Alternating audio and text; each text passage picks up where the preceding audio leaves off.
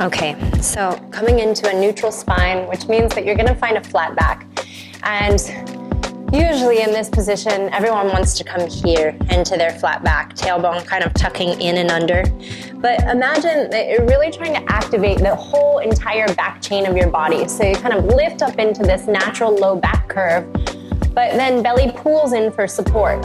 So it doesn't feel like a back bend anymore. It feels like you've got something hugging in and up. And then you can extend and bend. And as you bend, you might notice that maybe your knee comes in a little higher, or maybe it comes in a little wide. And you're trying to just slide it right next to your other knee and kind of check in there so that then you know that your hips aren't moving all over the place. Upper body is intact. Eyes maybe looking forward. And then extend the leg all the way, strong and straight, kind of reaching out to that back toe, gliding the leg down with the intention of creating length in both directions, not just down, but lifting up through that back sit bone as well. And then exhale, you sort of swipe the toe, long and reaching to the back wall. Inhale down, sit bone reaching up, quads still firing. Exhale, take it up. So the leg is one thing. And then this lift of your hip, trying not to let it sink, trying to keep your abs firing, upper back firing.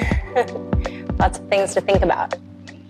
And then you can start to trace a circle, which is more difficult to control. So you have to really kind of tune in to those steady hips. And you'll feel some oblique support here, nice and wide. And then we'll take it back behind and reverse.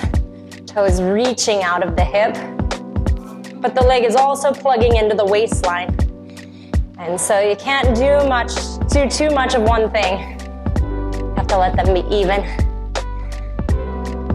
And one more there. And then I like to always finish with a bend and press, just to feel that squareness in the hips again, before you move on to the other side. Keeping the knees together, shoulder blades pulling down the back, sit bones lifting up into neutral that feels like a little bit more than neutral. Slide that knee in right next to the other one. Feel your glute engage, and then that perfect length out through the toe. Trying to hold the hips absolutely still. Let's do 4.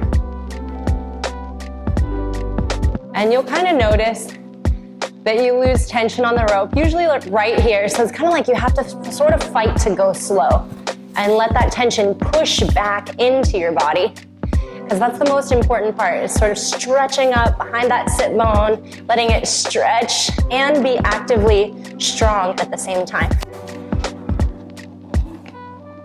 2.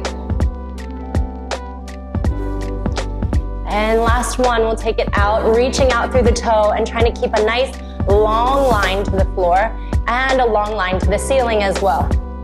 So think of the back of the leg growing in 2 directions here. And then everything in between nice and tight. So quad engaged, that left hip kind of staying lifted, abs on. 3. 2. And then here we go into a nice wide circle. And so in this, it's a lot of work to control the machine from kind of flinging around, but you're trying to stay with that slowness. 2. And trying to keep that lift through the back of your head and through the tailbone so you're not getting droopy. And then we'll stop, we're reaching behind and turn in the other direction. Pull and lift. You'll feel that opposite hip engaging to help stabilize. It's not a bad thing, stay with it. 2. And one more. And then bend and press, feeling the squareness in your hips and the power through your core, upper back intact. 2 more. 1 more. And you're all done.